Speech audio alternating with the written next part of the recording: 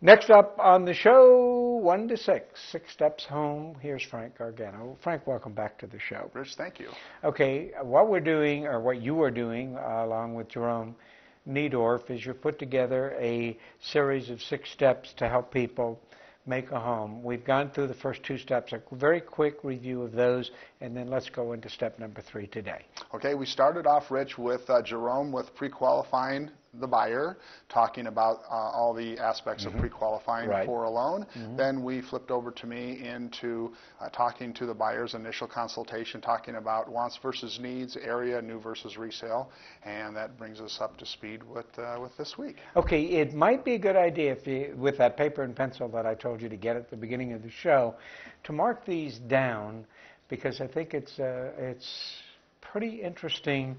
It's almost like if you do 80% of them, you might be missing out on 20% of what you should have put on that checklist to make sure that you have your dream home. So let's start going through the checklist. Okay, go very for it. good. Well, what we'll talk about here when we meet with a buyer again is they've gone home and they've decided that they want to go ahead and actually purchase a house. So we talked about some of these basic things here. The first thing we talk about is area.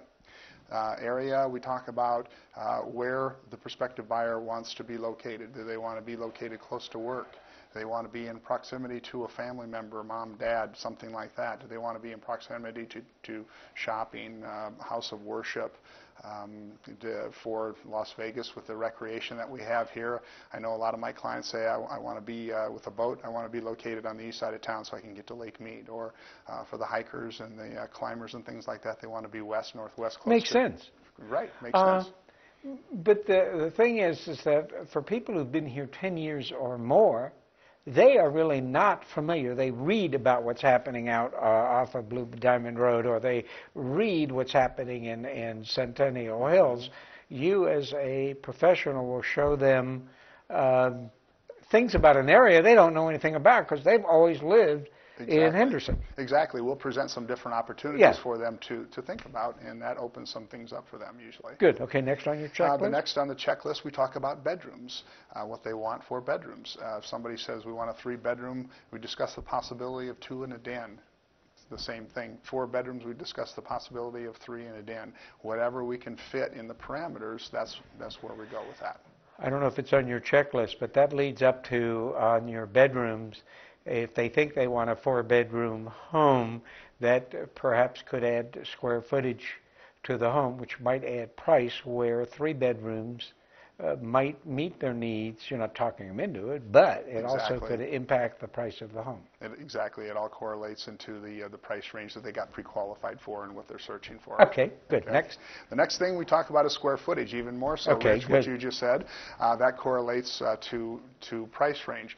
Of course, if somebody says, you and your wife say, geez, we want to look from $450,000 to $500,000, there is going to be a specific square footage range, if you will, that's going to be $450,000 to $500,000. And most likely, you're not going to find a 900 square foot house in $450,000 to $500,000, nor are you going to find a 10,000 square foot house in $450,000 to $500,000. Do you see what I'm saying? Yeah, and I don't want to get into detail, but one of the things I've noticed with the houses prices being more realistic than they were 3 years ago, your price per square foot is a lot more reasonable a figure today, so that if you knew that you wanted to move into a nice house and not exceed $150 or $175 a square foot, you could multiply that to what you can afford, and that would help you too, wouldn't it? You bet, exactly. It helps tremendously. Okay, next.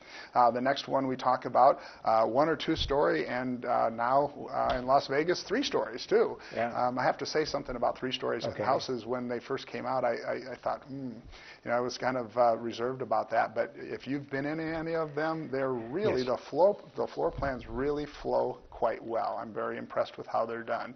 The 3 stories look really good. So somebody would, if they have health requirements that they only need a 1 story, of course, that's what I plug in. That's what we concentrate on. But if they don't care, we can do a 2 story, 3 story, whatever the case may be. And then again, it helps you narrow down your choice. In other words, if somebody knew that they wanted a 2,000 square foot house, single level, that's different than a 2,000 square foot house Exactly. on two levels. Exactly, yeah. And then the other thing that correlates to, back up a couple into bedrooms. Some people will say, geez, I need a master bedroom down. Right. I do have family, don't have family. I can close off the upstairs, or the baby's too small. We can't have a master bedroom now. We have to have it upstairs. So all those things come into play. Okay, next.